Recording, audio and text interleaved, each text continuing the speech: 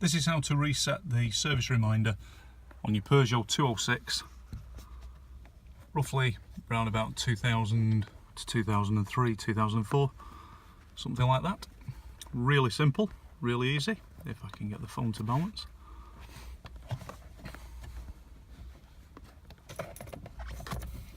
Press this button down here, turn the ignition on, countdown starts in the dash.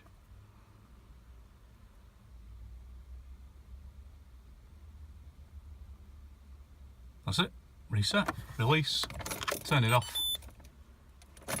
turn it on again, big mileage, see you next one. Job done.